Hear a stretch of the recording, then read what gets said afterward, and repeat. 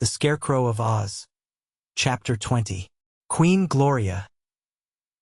Next morning the Scarecrow called upon all the courtiers and the people to assemble in the throne room of the castle, where there was room enough for all that were able to attend.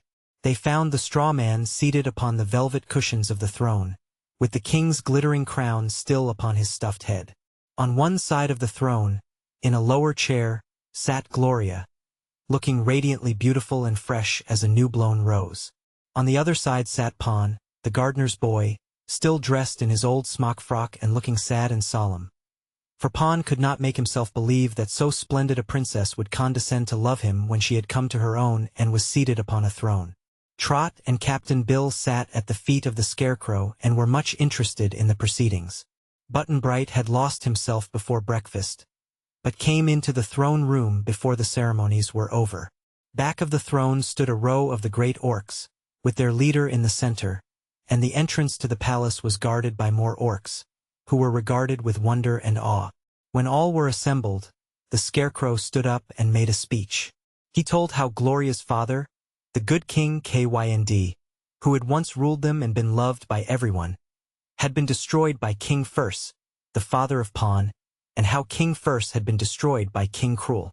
This last king had been a bad ruler, as they knew very well, and the Scarecrow declared that the only one in all Jinxland who had the right to sit upon the throne was Princess Gloria, the daughter of King Kynd. But, he added, it is not for me, a stranger, to say who shall rule you. You must decide for yourselves or you will not be content. So choose now who shall be your future ruler. And they all shouted, the Scarecrow! The Scarecrow shall rule us, which proved that the stuffed man had made himself very popular by his conquest of King Cruel, and the people thought they would like him for their king. But the Scarecrow shook his head so vigorously that it became loose, and Trot had to pin it firmly to his body again. No, said he, I belong in the land of Oz, where I am the humble servant of the lovely girl who rules us all, the royal Ozma. You must choose one of your own inhabitants to rule over Jinxland. Who shall it be? They hesitated for a moment, and some few cried, Pon! But many more shouted, Gloria! So the Scarecrow took Gloria's hand and led her to the throne, where he first seated her and then took the glittering crown off his own head and placed it upon that of the young lady, where it nestled prettily amongst her soft curls. The people cheered and shouted then, kneeling before their new queen. But Gloria leaned down and took Pon's hand in both her own and raised him to the seat beside her. You shall have both a king and a queen to care for you and to protect you, my dear subjects, she said in a sweet voice, while her face glowed with happiness. For Pon was a king's son before he became a gardener's boy, and because I love him he is to be my royal consort. That pleased them all, especially Pon, who realized that this was the most important moment of his life. Trot and Button-Bright and Captain Bill all congratulated him on winning the beautiful Gloria. But the orc sneezed twice and said that in his opinion the young lady might have done better. Then the Scarecrow ordered the guards to bring in the wicked Cruel, king no longer, and when he appeared, loaded with chains and dressed in fustian, the people hissed him and drew back as he passed so their garments would not touch him. Cruel was not haughty or overbearing any more. On the contrary, he seemed very meek and in great fear of the fate his conquerors had in store for him. But Gloria and Pon were too happy to be revengeful, and so they offered to appoint Cruel to the position of gardener's boy at the castle, Pon having resigned to become king. But they said he must promise to reform his wicked ways and to do his duty faithfully, and he must change his name from Cruel to Gruel. All this the man eagerly promised to do, and so when Pon retired to a room in the castle to put on princely raiment, the old brown smock he had formerly worn was given to Gruel, who then went out into the garden to water the roses. The remainder of that famous day, which was long remembered in Jinxland, was given over to feasting and merrymaking.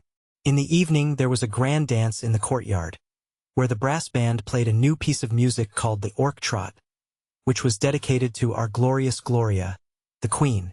While the Queen and Pon were leading this dance, and all the Jinxland people were having a good time, the strangers were gathered in a group in the park outside the castle. Captain Bill, Trot, Button-Bright and the Scarecrow were there, and so was their old friend the Orc. But of all the great flock of orcs which had assisted in the conquest, but 3 remained in Jinxland, besides their leader, the others having returned to their own country as soon as Gloria was crowned queen.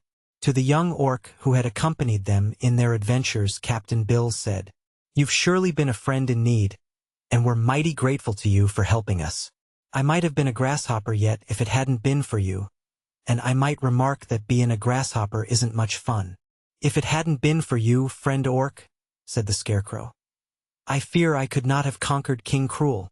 "No," agreed Trot. "You'd have been just a heap of ashes by this time. And I might have been lost yet," added Button-Bright. "Much obliged, Mr. Orc."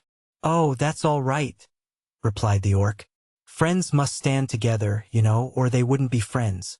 But now I must leave you and be off to my own country, where there's going to be a surprise party on my uncle, and I've promised to attend it." "Dear me," said the Scarecrow regretfully. "That is very unfortunate." "Why so?" asked the orc. "I hoped you would consent to carry us over those mountains, into the land of Oz. My mission here is now finished and I want to get back to the Emerald City." "How did you cross the mountains before?" inquired the orc. "I scaled the cliffs by means of a rope and crossed the Great Gulf on a strand of spider web. Of course I can return in the same manner, but it would be a hard journey and perhaps an impossible one for Trot and Button-Bright and Captain Bill. So I thought that if you had the time, you and your people would carry us over the mountains and land us all safely on the other side, in the land of Oz." The orc thoughtfully considered the matter for a while. Then he said, "I mustn't break my promise to be present at the surprise party. But, tell me, could you go to Oz tonight?" "What now?" exclaimed Trot. "It is a fine moonlight night," said the orc. "And I've found in my experience that there's no time so good as right away. The fact is," he explained, "it's a long journey to Orkland and I and my cousins here are all rather tired by our day's work. But if you will start now, and be content to allow us to carry you over the mountains and dump you on the other side, just say the word and off we go." Captain Bill and Trot looked at one another questioningly. The little girl was eager to visit the famous fairyland of Oz, and the old sailor had endured such hardships in Jinxland that he would be glad to be out of it. "It's rather impolite of us not to say goodbye to the new king and queen," remarked the Scarecrow. "But I'm sure they're too happy to miss us, and I assure you it will be much easier to fly on the backs of the orcs over those steep mountains than to climb them as I did." "All right, let's go," Trot decided. "But where's Button-Bright?" Just at this important moment Button-Bright was lost again, and they all scattered in search of him. He had been standing beside them just a few minutes before, but his friends had an exciting hunt for him before they finally discovered the boy seated among the members of the band, beating the end of the bass drum with the bone of a turkey leg that he had taken from the table in the banquet room. "Hello, Trot," he said, looking up at the little girl when she found him.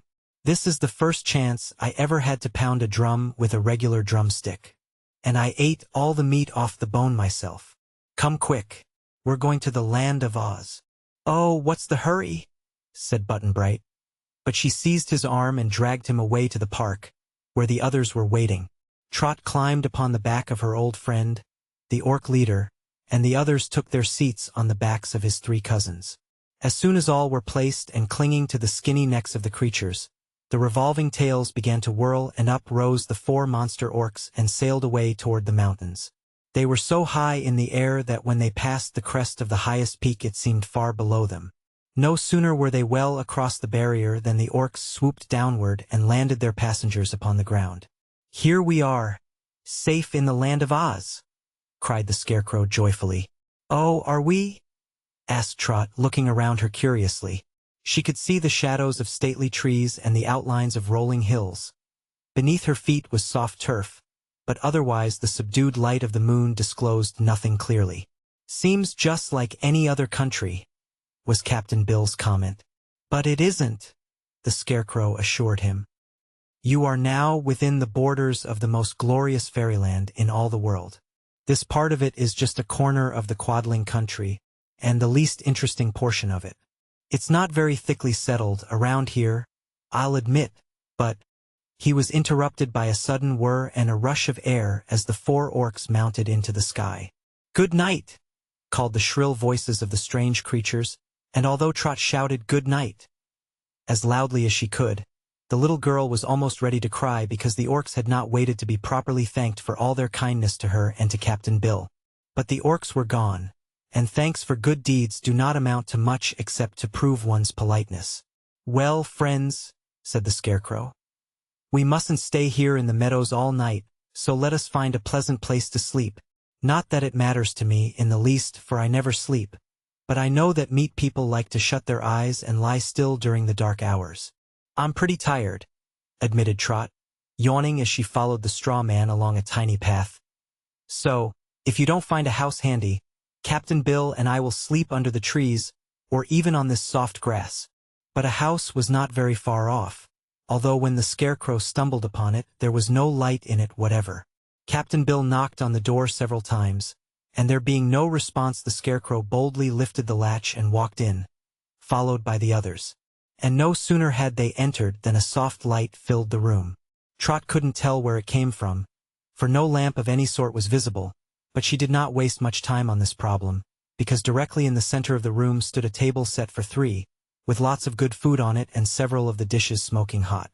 The little girl and Button-Bright both uttered exclamations of pleasure, but they looked in vain for any cook stove or fireplace, or for any person who might have prepared for them this delicious feast. "It's fairyland," muttered the boy, tossing his cap in a corner and seating himself at the table. "This supper smells most as good as that turkey leg I had in Jinxland. Please pass the muffins, Captain Bill." Trot thought it was strange that no people but themselves were in the house, but on the wall opposite the door was a gold frame bearing in big letters the word, "Welcome," so she had no further hesitation in eating of the food so mysteriously prepared for them. "But there are only places for 3, she exclaimed. "3 are quite enough," said the Scarecrow. "I never eat, because I am stuffed full already, and I like my nice clean straw better than I do food." Trot and the sailor man were hungry and made a hearty meal, for not since they had left home had they tasted such good food. It was surprising that Button-Bright could eat so soon after his feast in Jinxland, but the boy always ate whenever there was an opportunity. "If I don't eat now," he said, "the next time I'm hungry I'll wish I had." "Really, Captain?" remarked Trot, when she found a dish of ice cream appear beside her plate. "I believe this is fairyland, sure enough." "There's no doubt of it, Trot," he answered gravely. "I've been here before," said Button-Bright, "so I know." After supper they discovered 3 tiny bedrooms adjoining the big living room of the house, and in each room was a comfortable white bed with downy pillows. You may be sure that the tired mortals were not long in bidding the Scarecrow good night and creeping into their beds, where they slept soundly until morning. For the first time since they set eyes on the terrible whirlpool, Trot and Captain Bill were free from anxiety and care. Button-Bright never worried about anything. The Scarecrow, not being able to sleep, looked out of the window and tried to count the stars.